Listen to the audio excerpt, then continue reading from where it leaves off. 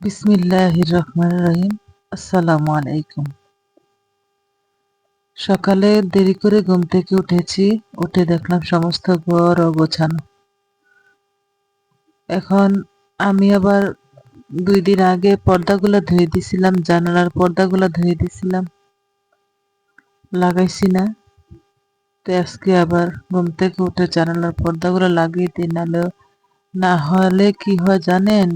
বাহিরের আলোতে সকালে চোখের মধ্যে এসে আলোটা লাগার পর্দাগুলো লাগাইলে এই আলোটা আসে না। তো সেই জন্য এখন আমি পর্দাগুলা লাগিয়ে নিতেছি।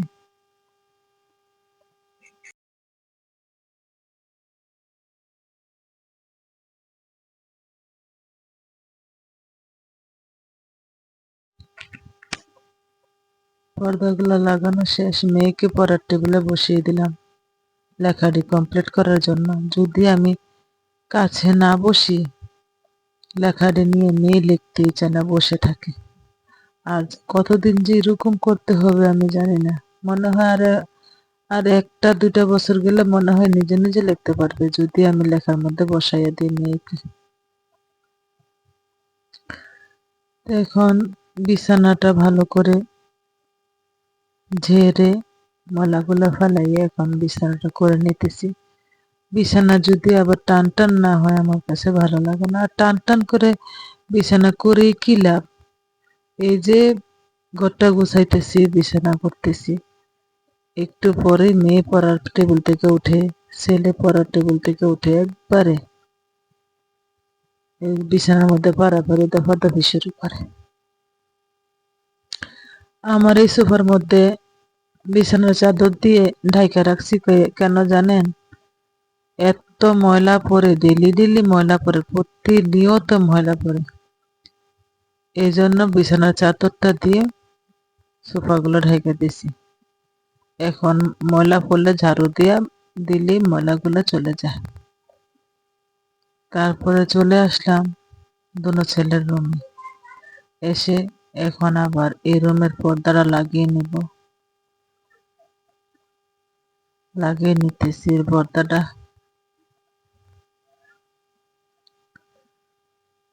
দুনো ছেলে ঘুম থেকে উঠতেই চায় না, এখন শুধু তারা অনেক দেরি করে ঘুম থেকে উঠে।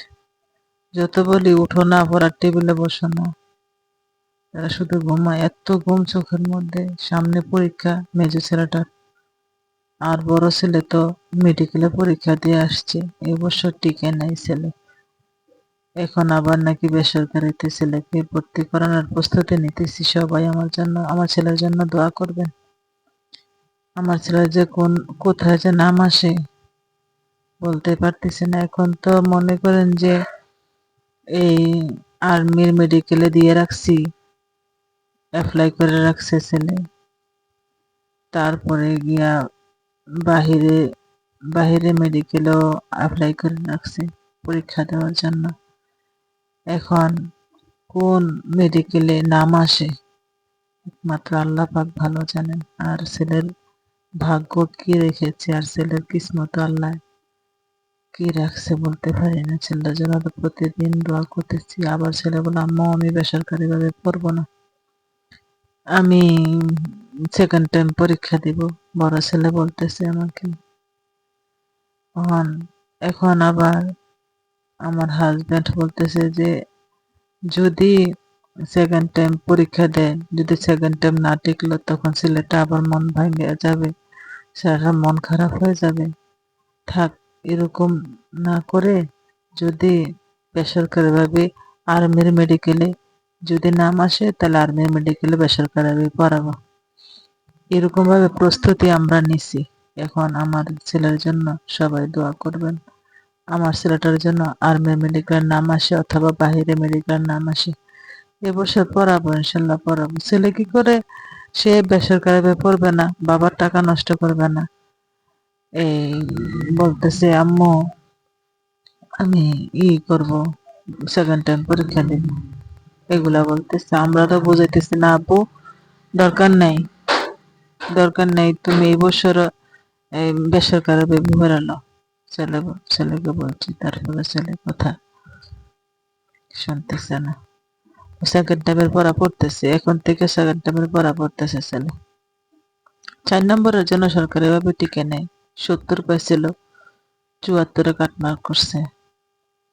ছেলে আর টিকে নাই এবছর। ছেলে বলতেছে আমার আম্মু আমি সেকেন্ড টাইম পরীক্ষা দিব। দিতে এসেছিল সেকেন্ড টাইম পরীক্ষা দেওয়ার জন্য প্রস্তুতি নিচ্ছে। এখন চলে আসলাম বাসাটা ভালো করে আনাচে কানাচে যত ময়লা আছে সমস্ত ময়লা বের করে এখন ঝাড়ু দিয়ে নিতেছি। ঝাড়ু দিয়ে নিতেছি আমি এখন। তারপরে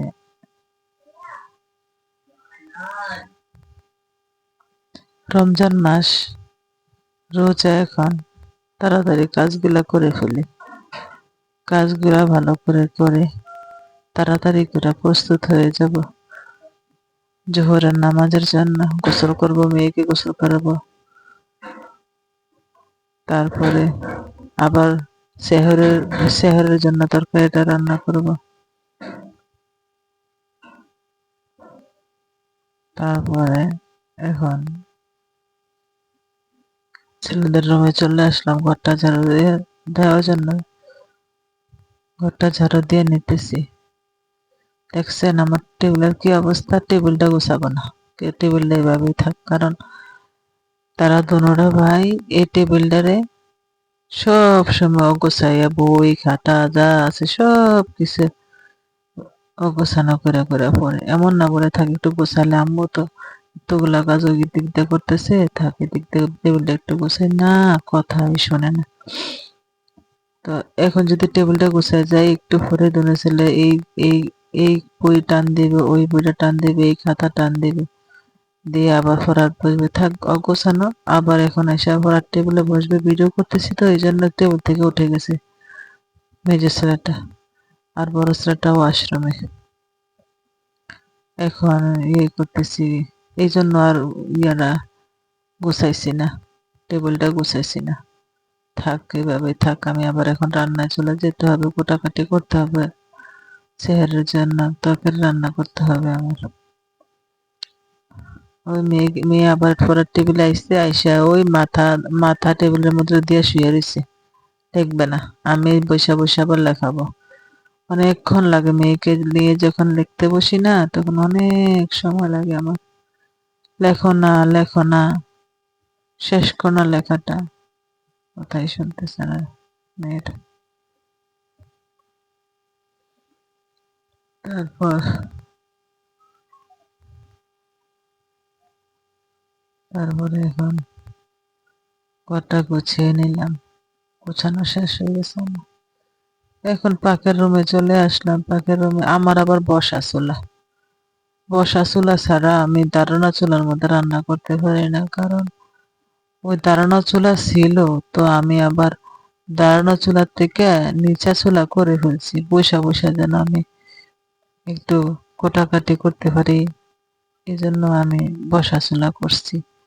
বসা চুলা করলে রান্না করতে আমার ভালো লাগে, দাঁড়ায় দাঁড়ায় রান্না করতে পারি না, পাগুলা ভাঙ্গে আসে, পাগুলা ব্যথা করে, মাজা ব্যথা করে। বসে বসে রান্না করলে একটু আরাম পাই, সেই জন্য মনে করেন যে আমি বসা চুলা বানাইছি, দাঁড়ানো চুলার থেকে বসা চুলা বানাইছি। আর বাড়িওয়ালা এমন ভাবে পাখের রুমটা করছে, পাখের রুমটা একেবারে ছোট, এটার মধ্যে আমি একজনের নড়াচড়া করে কোনো রকম রান্না বান্না করতে পারি। মোটা মহিলারা মনে হয় ঢুকতেই পারলো না। আর এদিক দিয়ে মনে করেন যে এখন আমি চুলাটা 5 মিনিট আগেই চুলাটার মধ্যে পাতিলটা বসাই রাখছি। বসিয়ে এখন তেল দিয়ে এই তেলের মধ্যে লবণ দিয়ে দিছি, কারণ তেলের মধ্যে লবণ দিয়ে মাছ ভাজি করলে মনে করেন যে আর মাছটা লাগে না, পাতিলের সাথে মাছটা উঠে যায়, মাছটা ভাঙে না, মাছটা উঠে যায় আর লাগে না। সেই জন্য মনে করেন যে আমি চুলাটার মধ্যে পাতিলটা 5 মিনিট আগে বসায়, পাতিলটা গরম করে তারপর তেলটা দিয়া একটু লবণ দিয়ে তারপরে মাছটা ভাজি করি, তখন এই মাছটা আস্তে আস্তে থাকে, ভাজিটাও সুন্দর হয়। আবার এই এই পাতিলটার মধ্যে আবার আমি তরকারি পাক করব, অনেক অনেককে তো দেখি যে এক পাতিল মাছ ভাজা করে আরেক পাতিল রান্না করে। তো আমি আবার এটা করি না, আমি যেই পাতিলে মাছ ভাজা করি সেই পাতিলে রান্না করি। রান্না করি কেন জানেন? আমি তরকারির মধ্যে গরম ঝোল দিই। যে তরকারির মধ্যে গরম ঝোল দিয়ে তরকারি রান্না করব, এই পাতিলের মধ্যে মাছ ভাজাও করা যায় এবং কি এই এই পাতিলের মধ্যে তরকারিও রান্না করা যায়। দেখছেন বসা চুলার কি একটা আরাম। এই যে ওই দিক দিয়ে আমি মাছ ভাজি করতেছি আর এদিক দিয়ে আমি কাঁচামরিচ কাটতেছি, পেঁয়াজ কেটে নিলাম, কাঁচামরিচ কেটে নিলাম। ওই দিক দিয়ে আরেক আরেক পাতিলে গরম ঝোল বসিয়ে রেখেছি এবং কি মাছ ভাজি করতেছি। বসে বসে বসে বসে আমি এটা করি, আমার থেকে ভালো লাগে বসে বসে পেঁয়াজটা কেটে তরকারি রান্না করা, বসে মরিচটা কেটে তরকারিতে দেওয়া এবং কি দাঁড়াইয়া দাঁড়াইয়া সবকিছু করতে আমার পা-গুলা ব্যথা করে। সেই জন্যই মনে করেন যে আমি এই বসা চুলা বানিয়ে এই বসা বসা রান্নাটা করে আমার কাছে খুব ভালো লাগে। বসে রান্না করতে। আমার শরীরটা ভার আমার, সেই জন্য এই অবস্থা। তো এখন আবার ওই পাশের চুলায় দেখছেন, পাশের চুলায় যে গরম রসা বসাই দিছি না, ওই গরম রসাটার থেকে যদি আবার পাতিলের মধ্যে এক কষানোর সময় ১ চামচ গরম রসা আইনা মসলাটা কষাই, তাইলে আর এই পাতিলে মাছ ভাজি করলে আর মাছটা লাগে না। আল্লাহর ৩০ দিন ১২ মাস একই পাতিলে মাছ ভাজি করা, একই পাতিলে রান্না করা ঝোল দিয়ে পারে। আমার আফা বাসায় আসলে কয়, এক পাতিলে রান্না করস, এক পাতিলেই ইয়া এই ঝোল দিয়ে রান্না করস, মাছ দিয়ে ভাঙ্গে না। আমরা দিয়ে এক পাতিলে মাছ ভাজি করে আরেক পাতিলে রান্না করি। আমি বলছি, আপা আমি গরম গরম ঝোল ব্যবহার করি ১২ মাস আল্লাহর ৩০ দিন তরকারির মধ্যে। সেই জন্যই তো আমার পাতিলের মধ্যে এই মাছ লাগে না। এই যে এদিক দিয়ে যে কাঁচামরিচগুলা বাচ্ছা তারপরে এখন সুন্দর করে ধুয়ে আবার শুকনা কাপড় দিয়ে এই কাঁচামরিচগুলাকে এই করছি, ডললা পানিটা পরিষ্কার করে নিছি। এখন এই কাঁচামরিচটি টিফিন বক্সে উঠাই রাখলাম। এই কাঁচামরিচটা আবার নষ্ট হয় না, পচে না, ফ্রিজে রাখলে অনেকদিন রেখে খাওয়া যায়। এখন তরকারির মধ্যে ঝোল দিয়ে দিলাম, তারপরে এখন মাছগুলা দিয়ে দিছি, আর এক চুলায় ভাত বসিয়ে দিছি। আমি আবার ইফতারের সময় ইফতার খেতে পারি না, আমি ভাত খাই, ছেলেরা ইফতার খায়। আমি যদি ইফতার খাই পেট জ্বলে, গ্যাসের সমস্যা, পেট জ্বালা পোড়া করে। আমি ইফতারের সময় কয়েকটা ভাতই খাই। ভাত খাওয়ার পরে মাগরিব নামাজ পড়ে তারপরে কয়েকটা ইফতার মেখে, মুড়ি দিয়ে মেখে বাকি খালি খালি খাই। আলুর চপ অথবা বেগুনি অথবা ইয়া এগুলি। তো এর এর এরপরে আবার একটা মুরগি রান্না করেছিলাম ছেলেদের জন্য। বড় ছেলে আবার মাছটা বেশি খেতে চায় না, মুরগিটা রান্না করছিলাম। ওই মুরগিটার রান্নার ভিডিওটা দিছি না, কারণ ভিডিওটা অনেক বড় হয়ে গেছে, সেই জন্য ওই ভিডিওটা অ্যাড করিনি। কিন্তু